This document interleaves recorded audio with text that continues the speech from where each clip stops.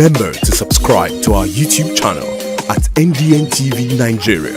Click on the subscribe button and be the first to get notifications.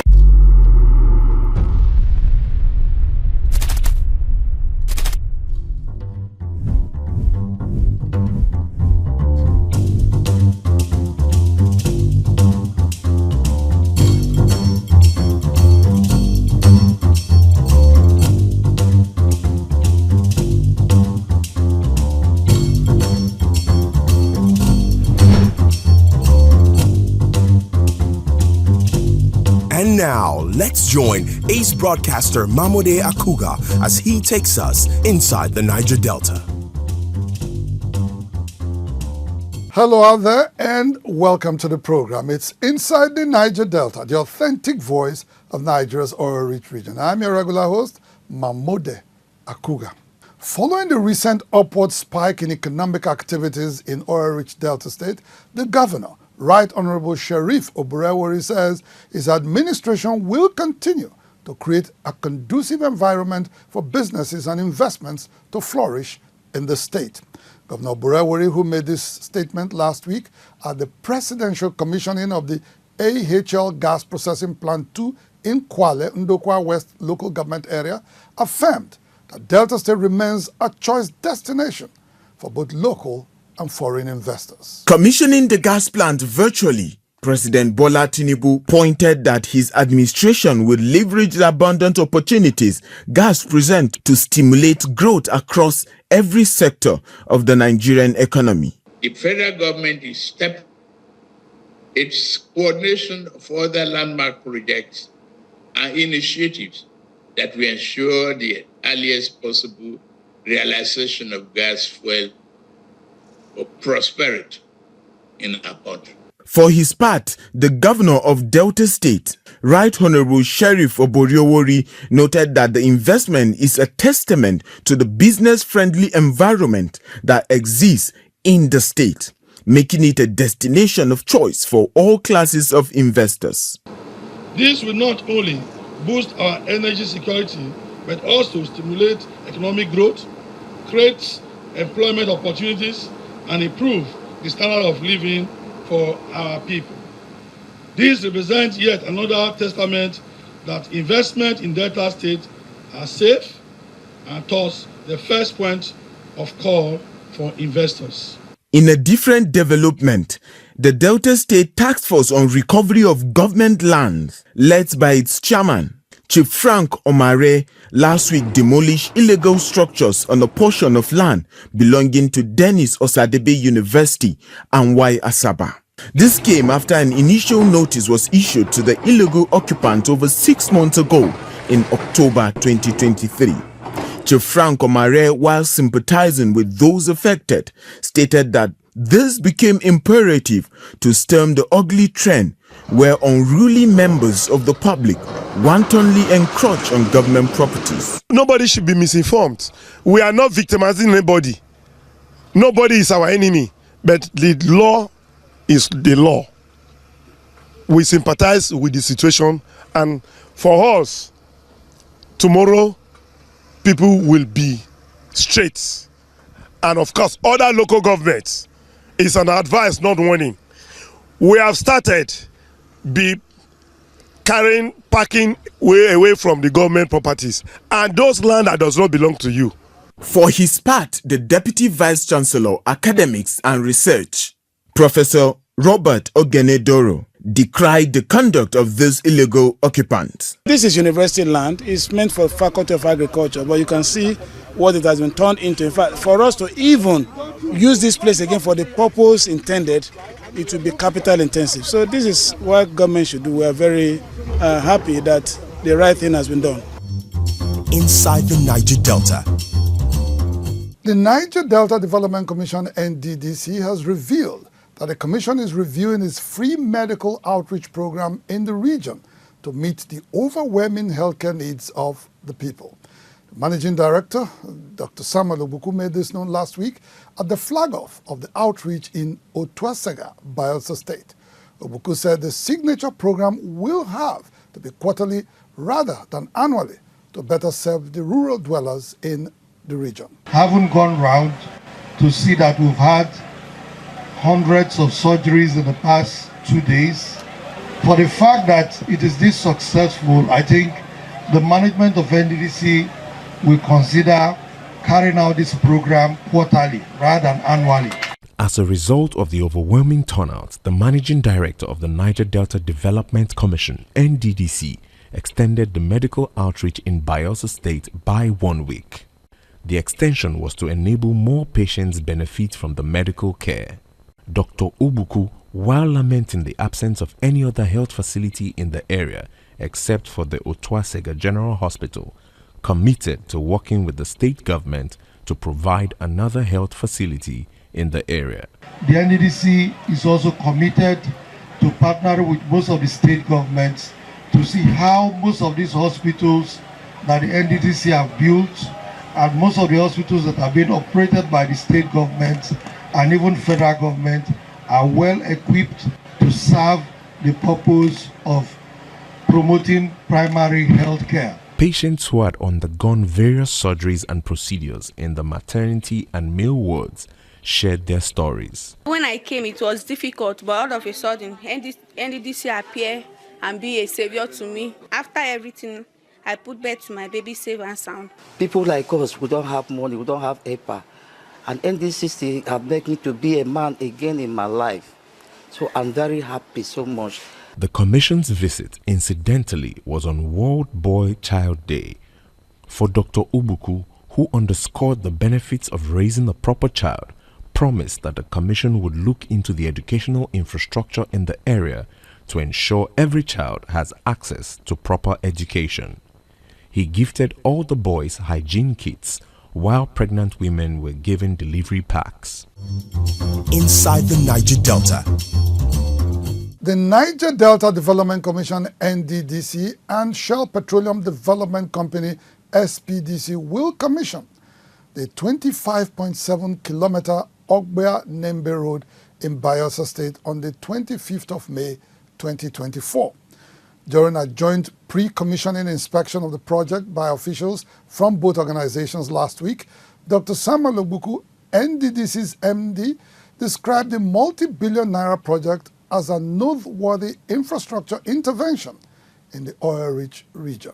The project, which costs 24.5 billion naira, comprises 7 bridges, 53 culverts and 4 spurs, linking 14 communities in Bayelsa State.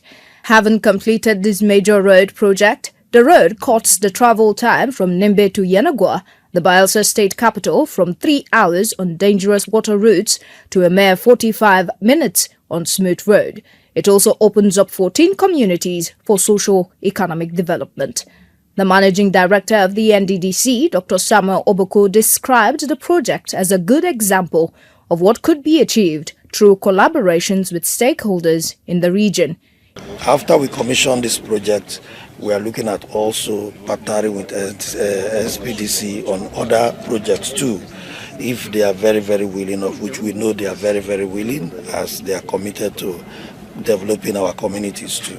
And we're also looking up to partnering with other IOCs too, just like as we are discussing with Chevron, to partner with them in constructing a marginal extravagant road and bridges. During the inspection, some road users who spoke with Inside the Niger Delta commended the NDDC for the construction of the critical road. This is the best government of NDDC.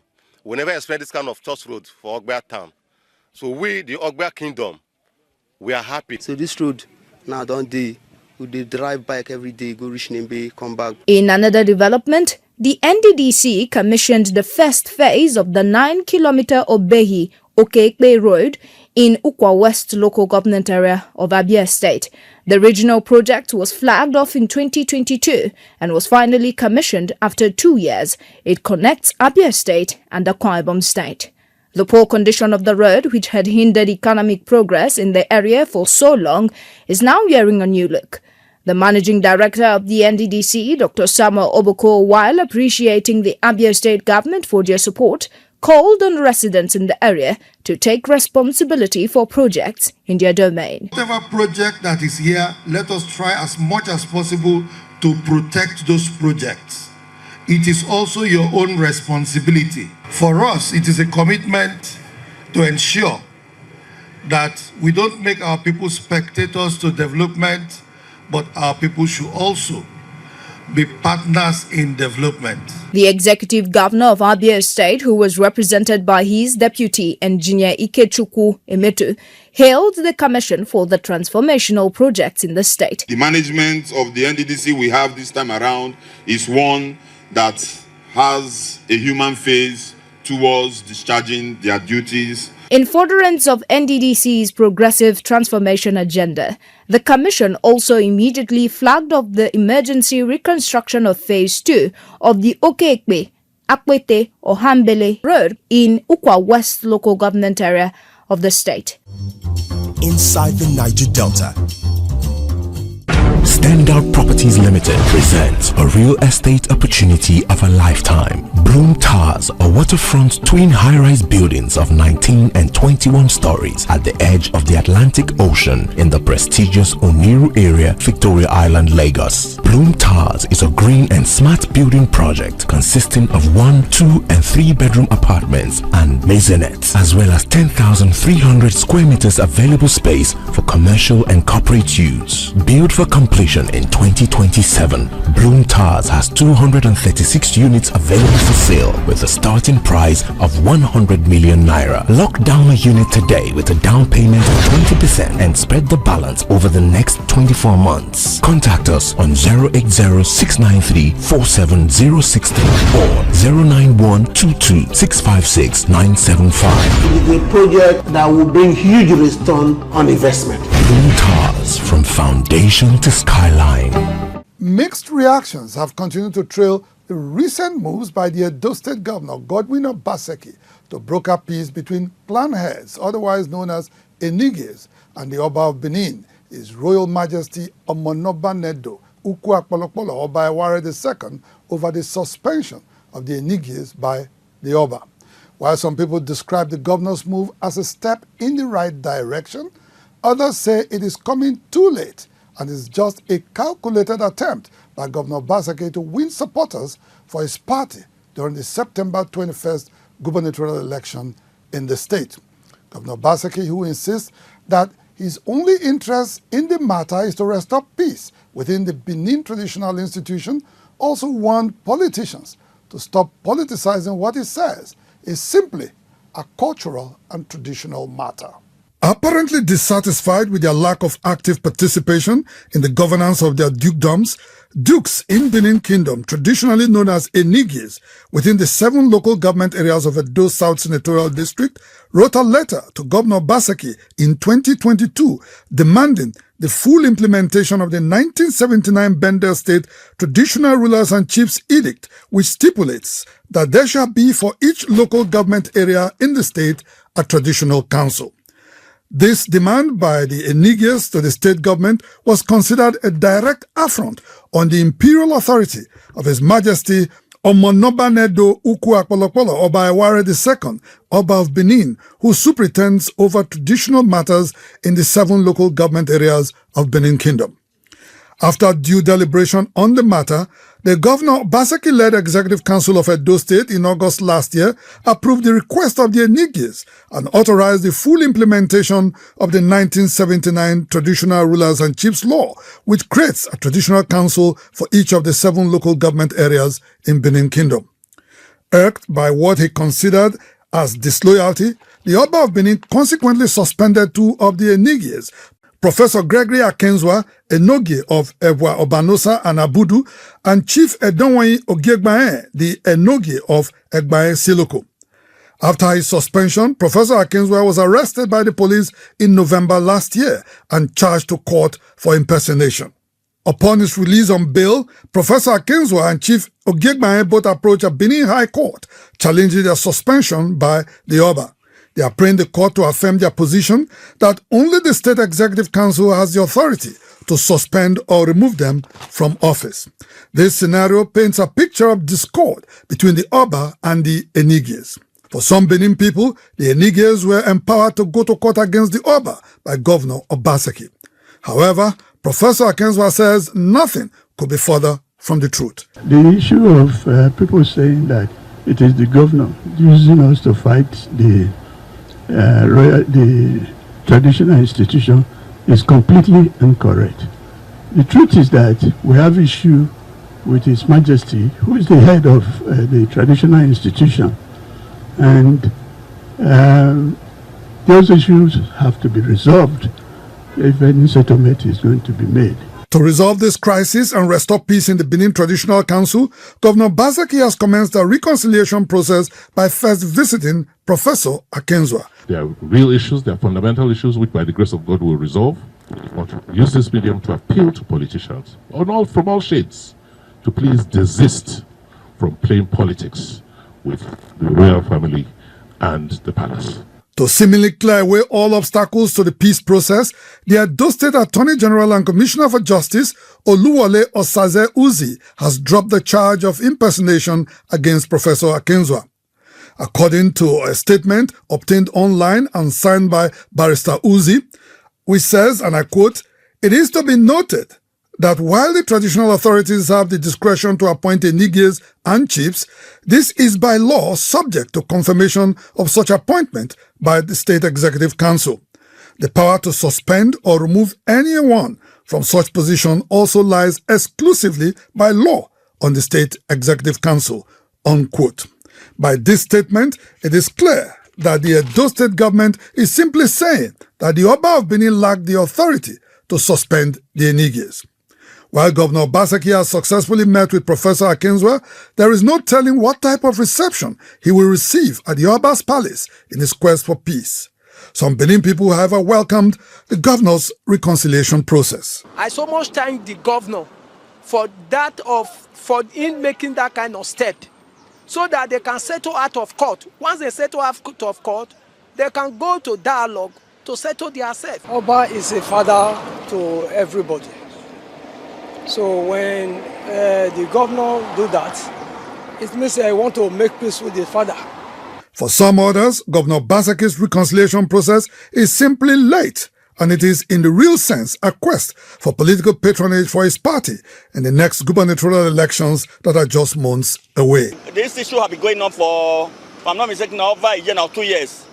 Then why is it now that it is now coming for reconciliation? The step is too late to do that because he cannot say he don't know. Now that election is arriving, he's trying to, those are political agreements. For Chief Ikponwosa Omorege Usionye, the Obasanjo of Benin Kingdom, the action of dragging His Majesty to court by the enigies is sacrilegious. He advised the enigies to retrace their steps, come home and settle their dispute with their father, the Oba of Benin. The court where you took the case to, they don't make you enigi. They don't make you duke over your dukedoms you supersede for the palace. It is the palace that made you the duke over that dukedom. So it behoves on you to take your complaint to the palace.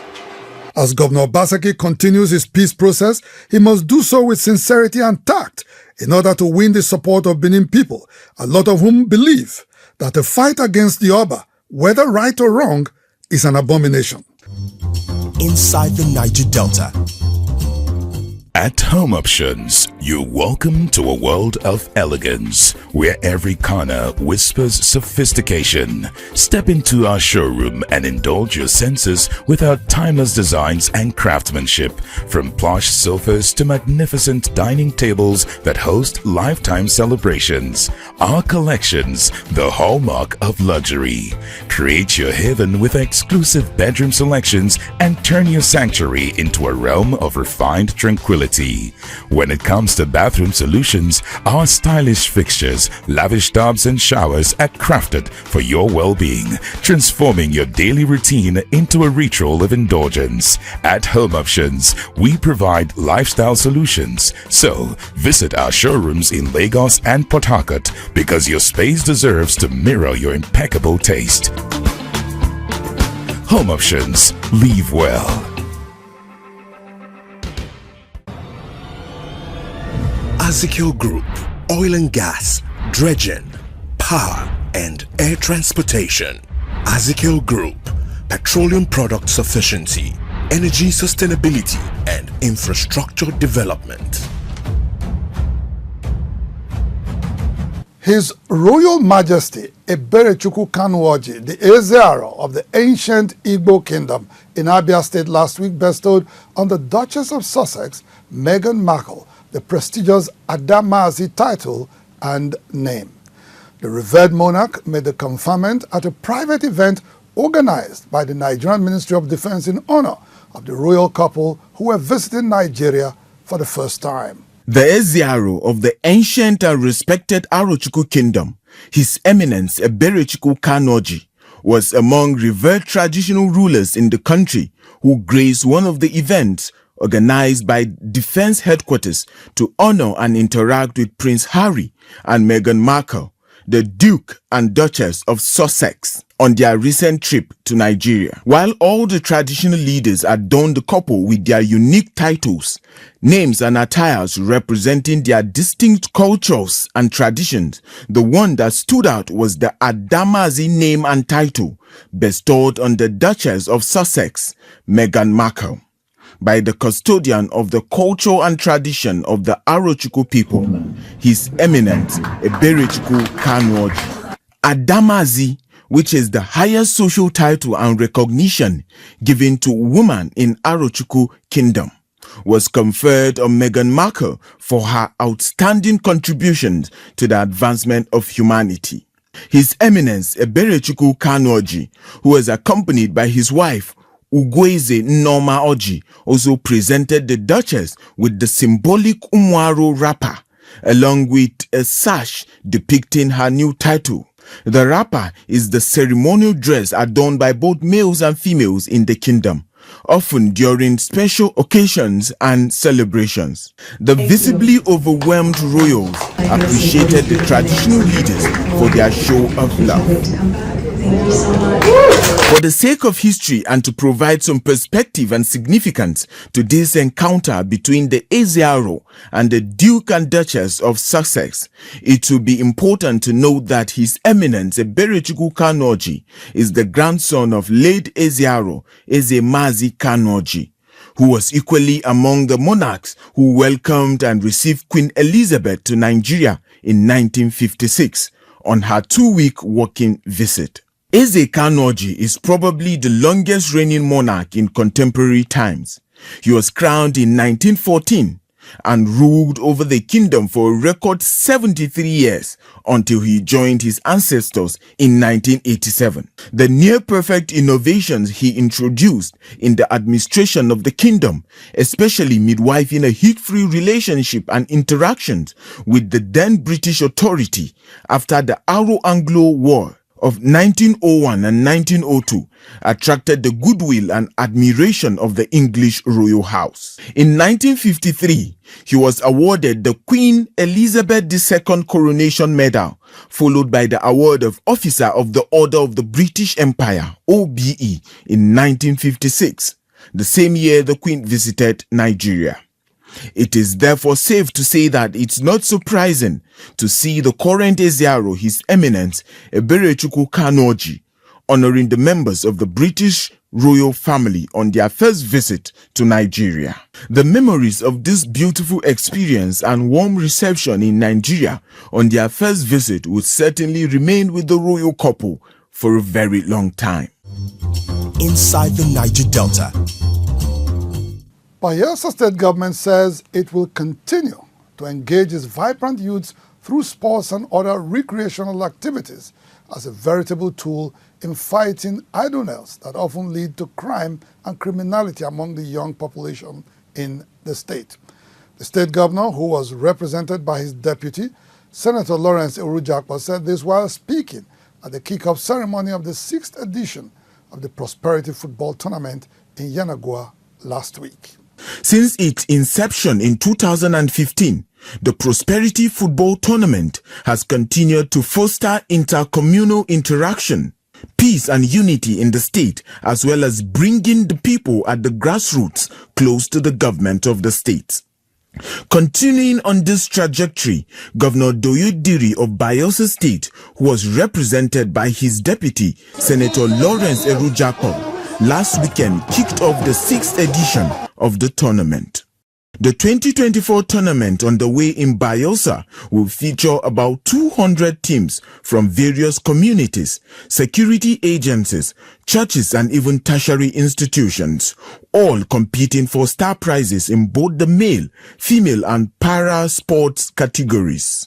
Speaking at the opening ceremony, Senator Erujakpo stressed that sport remains a veritable tool to positively channel the energies of the teeming young population across the length and breadth of the state. Bayelsa State has taken sports as one of its major tools for bringing our youths out of drugs and out of criminality. And to a very great extent, we have made a lot of achievement in this direction. The successes recorded during the last competition are a testament of that feat we have achieved. The Federal Minister of Sports has endorsed us for 2 years. All the multinationals operating in this our state, please come and support us in this. This is the best way to take these children out of breaking your pipelines and taking them out of crime and criminality. The general manager of the tournament, Mr. Kevin Akpe, said Bayelsans should expect another round of exciting competitions. So I'm sure that as the tournament progresses, we'll see very great, outstanding football this year. We are working very closely with the State FA. We hope that with that collaboration and with the collaboration of the NFF, who their president was here last year at the finals, and the Sports Ministry who wrote us a letter of endorsement. The tournament, which has been described by many stakeholders in the game as one of the most formidable grassroots competition in Africa, underscores the state government's commitment to the empowerment of its talented youth through sporting activities. Inside the Niger Delta. Well, that's the size of our package on the program for today.